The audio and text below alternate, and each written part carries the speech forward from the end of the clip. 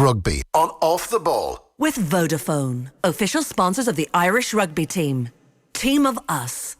Everyone in. All right, lots for us to get our teeth into now, talking with Ronan O'Gara about the big stories of the week. Ronan, very good afternoon to you. How are you doing?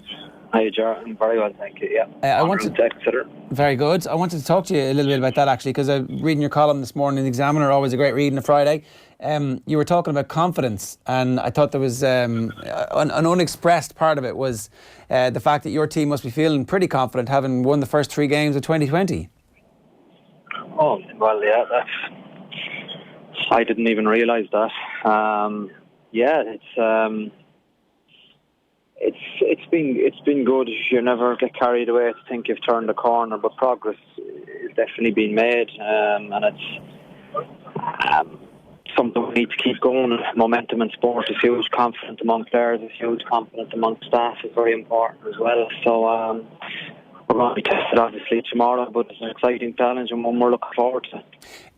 How do you define confidence, and when do you start understanding that players have it?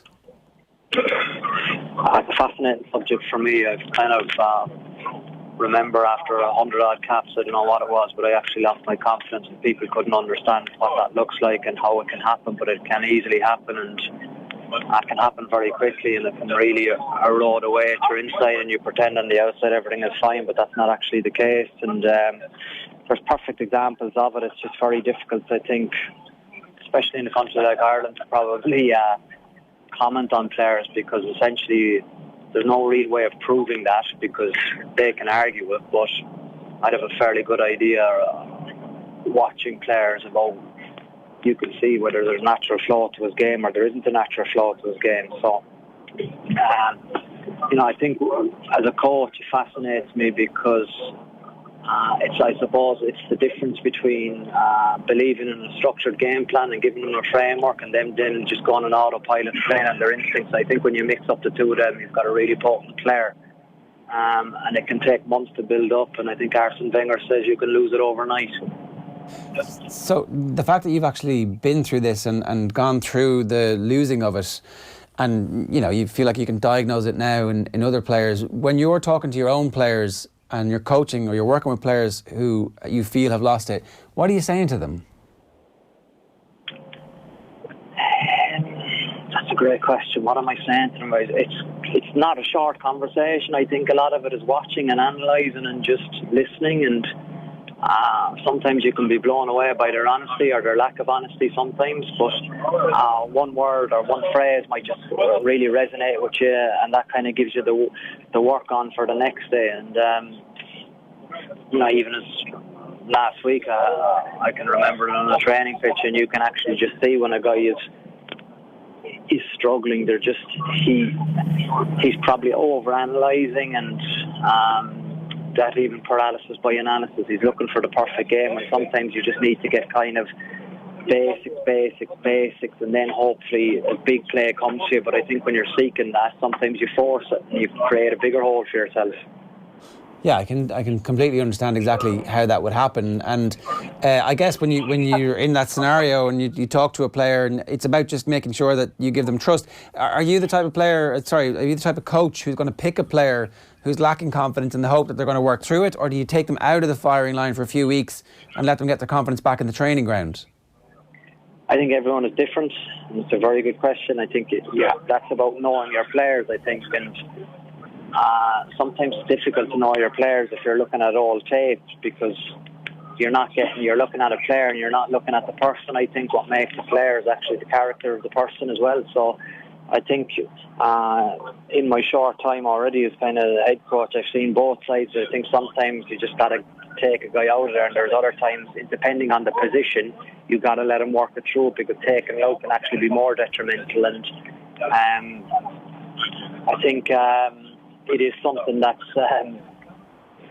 it's so crucial, because usually the guy that you're potentially replacing him has more confidence, so it kind of defies logic what you're potentially doing by not removing him. But I think it's about understanding how you can break a player and how you can actually gain a huge amount of trust, and it's not too dissimilar potentially to the Cooney-Murray argument potentially coming up for Andy Farrell, and the fact that you have a guy over a whatever 9-10 year period who has shown he has the capacity to be best in the world. At the minute, he wouldn't be at that level. So what is your decision making in probably A or B, keeping him in that position, or B, making a change? Yeah, it is a really fascinating debate to be having right now at this moment. And Stephen Ferris was on with us during the week, and he made the excellent point that all those frontline Ireland players who've been taken out of their provinces for the last couple of months haven't had the opportunity to play any rugby, haven't had the opportunity to get their confidence and their flow back. And so we don't right now have a fresh memory of them playing at their very best. Whereas the players who weren't in the World Cup squad, of course they were playing every game because they're not part of the Ireland squad yet and they're not having their minutes managed. So there's this weird kind of catch-22 scenario where we want to see our best players playing to see if they're in form, but we haven't been giving them any game time to make sure that they're going to be fit to play in our big games. Yeah, and I think that's something that'll probably be reviewed again, Ger. I think about that Christmas period. I think that was probably really important in terms of the minutes of certain players.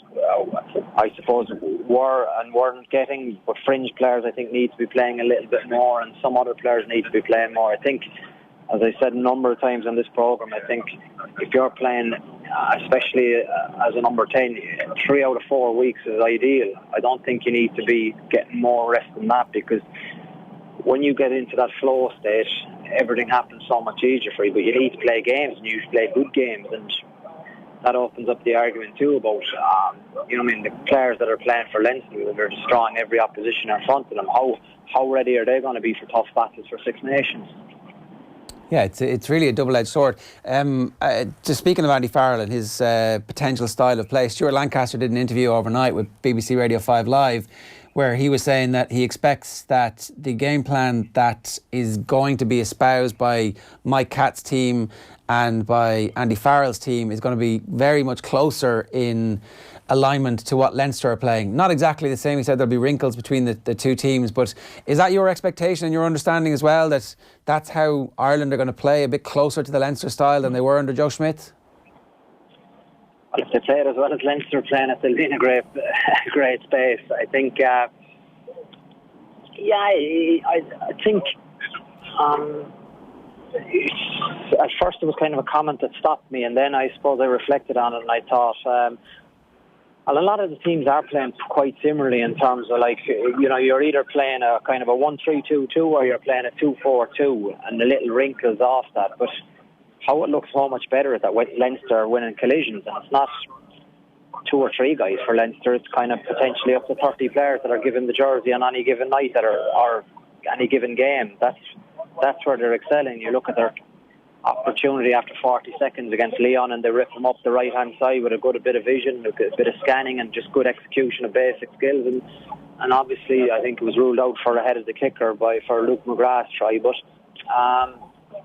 they are a team that are absolutely ruthless. But I think maybe some people miss the point that they train for that. That's exactly how they train at every session. So for them, the game is nearly easier than some of the Stuart Lancaster training sessions. So yeah, I think obviously there's a lot of Leinster players that are key to the Irish team, but I think there's also a lot of, I would say, hidden gems under the radar in the Irish squad that we haven't seen in the green jersey yet, which makes it very exciting. Who are you thinking of, or what kind of players? What role do you think they're going to have? I was just flicking today on the bus and just looking at the 3 young back rows that are essentially, I think 2 of them are uncapped. Is it Caelan Doris and Max Deegan? Yes, exactly. Like they've been consistently good all season. You have the guy Penny, who seems a really good player, and obviously someone like Dan Levy is still injured. And then you've Peter O'Mahony, you've Standard, you've so much choice there, but it's going to be so difficult to.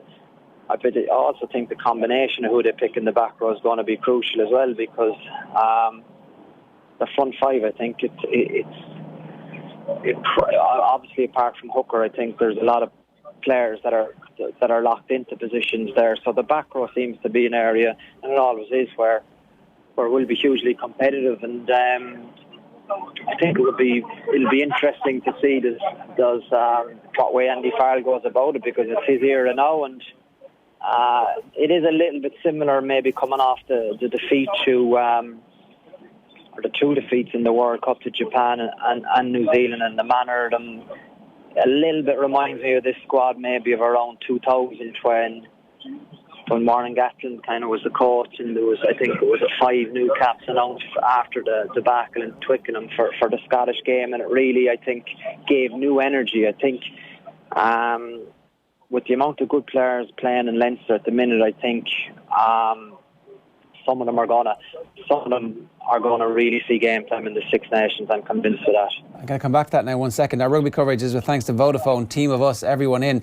We were having that debate over the course of the last week there, Ronan, about the back row in particular, because you know, he can make statements by who he picks. He could pick Deegan and Doris and Van der Fleer as his back row, and everybody would go, wow, that's unbelievably exciting. Or he could pick CJ Stander, Peter O'Mahony and Van der Fleer as his back row, and everybody go, well, look, we understand that because it's the Scotland game and your job is to try and ease your way into this tournament and win it. The natural conservative thing to do would be to pick the back row you understand, back O'Mahony to get his form back CJ Stander to play well in an Ireland jersey again.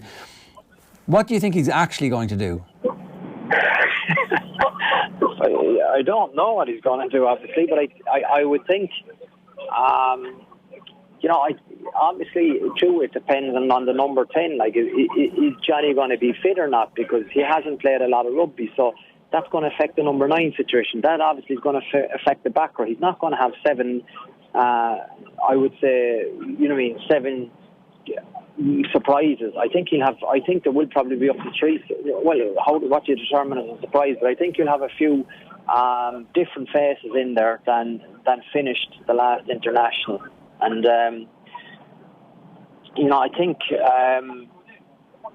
it's a difficult one for Peter O'Mahony for Stander, and the fact that you have young tyros breathing down their neck, and I would say that probably the week of training before the actual Scottish game is going to be hugely important.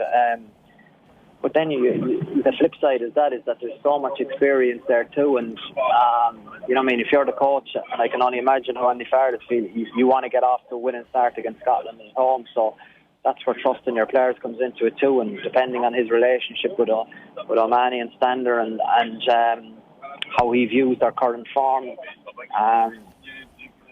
it's so difficult to see how he would look past. I would say most definitely not.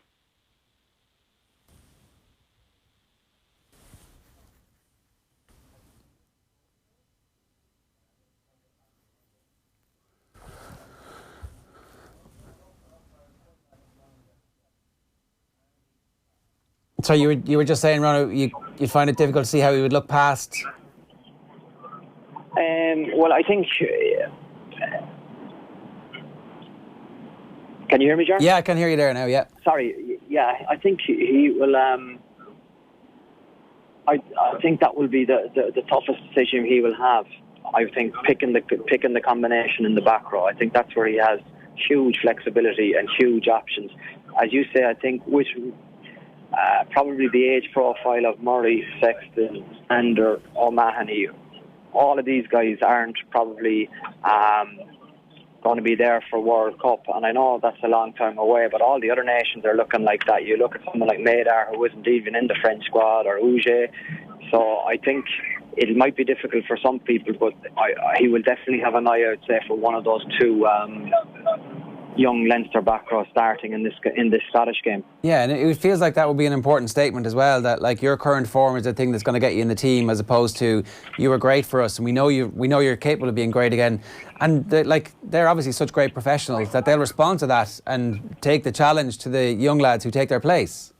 Well, exactly, and that has to be the way I think. And obviously now there's such hula boola or overreaction if an established player is left out, presuming that's the end of it. But as you say, it can be used to stimulate a reaction as well on the presumption of the conversation you have with that player. For example, if he isn't happy with CJ at the minute, he said, right, I'm not starting you in this game, but I can guarantee you that you will have an opportunity through the Six Nations. And as long as that opportunity is given back to him, it's up to CJ to train the house down and to respond. And if he can't respond, then it's a weakness on his behalf. But like an awful lot of the good players in green, the natural response will be that it will be positive, and then I think you have a more competitive squad as a result of giving young guys opportunities.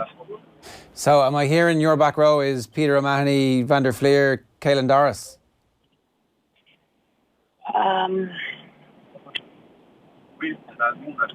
You know, but I don't even know who the jumpers are in that. I know Peter O'Mahony's a jumper in that. I don't know if Caelan Doris or Van der Fleer. I know that balance is hugely important, and I'm not trying to bat it off, but I would say from a rugby point of view, I would think yes. Yeah. That look, I think even any sense of excitement around that would actually be a great conversation for us all to have, and I think that a new era would feel like a new era if there are some new exciting players. We're given to understand Sexton's going to be fit, so that kind of gives you another kind of sense of a comfort blanket there as well. Well, and it also then probably creates a debate about who plays 9, because I don't think if Johnny's not fit to start, I think it would be crazy not to play Conor, because I think experience in halfback is crucial, and I think Conor Murray, and presumably will be with Ross Byrne, I think has been probably underappreciated over the last few months. I think he's really had an impressive season ever since missing out in the World Cup, and he's been, you know, it's hard, I think, for him to get the full appreciation what he's doing, because they have such a juggernaut of a team. But like when Johnny plays, obviously he has such high standards and he plays well, but it's exactly the same result and performance for Leinster when Ross Byrne plays. So I think he deserves huge credit for that, and he's maturing well. He's taken on the line so much better than he has in the past, and so, you know, I mean, if Johnny's fit, it creates a little bit of a possibility of having that debate about the number 9. But for me, I think for knowing probably the character of Conor, I don't think you need to probably sit him out of the team to get a response. I think what people are probably forgetting is the importance of round 5 and 6 in the Heineken Cup. So round 5 was Ulster Claremont, and as close as a test environment as you get. Clooney went to Claremont, and I didn't think he was on the pace anywhere near he has been, obviously, in rounds 1 to 4 when he was on fire. So you're talking about current form, but current form will be tomorrow's game for him is absolutely crucial. Otherwise, I don't think there'll be any question marks about who starts against Scotland, because they're both the same age. Clooney is 29, Conor Murray is 29, so Conor has 80 caps and has a lot of credit in the bank, and I agree his form isn't where it needs to be and hasn't been, but I'm sure he appreciates now that it's a realistic threat of his position being up for grabs as opposed to speculation. So I would say it'll be interesting to see how he replies against the Ospreys and in training, and then if you get to go against Scotland. Yeah, and what a good thing that is for Irish rugby. Listen, I know you're en route from Stansted to Exeter for the game tomorrow. Your flight was delayed 4 hours. Does that affect preparation? Do you have to have a conversation with everybody about that, or is it just a pain in the hole and you forget about it and you move on? Both. Right. No, it did, obviously, but we're lucky actually in La Rochelle. The training ground is near, so we hadn't any captain's run pencil in today because of we took there was a non-charter flight, so we just went on the commercial route. So it actually gave us the opportunity. The staff in the airport let us out. We went back to training session, had a walk through, and had a lovely brunch, and then back to the airport, so it worked out okay. So, very nice. So yeah, everything is great. One thing struck me. I've been looking at pictures of La Rochelle recently. Is it not too nice a part of the world to live in to have a grizzled rugby team? Is everybody not like lying around like it's San Diego the whole time? No. I think I was probably in a haze arriving from the Crusaders in the middle of August, and it was full of tourists and good weather, and I was up to my eyeballs at work, and I didn't appreciate it. But yeah, it is a lovely part of the world to live in. But no, it's kind of addressed by the president that when you sign on here, there's a little bit more expected than just having a good life in La Rochelle.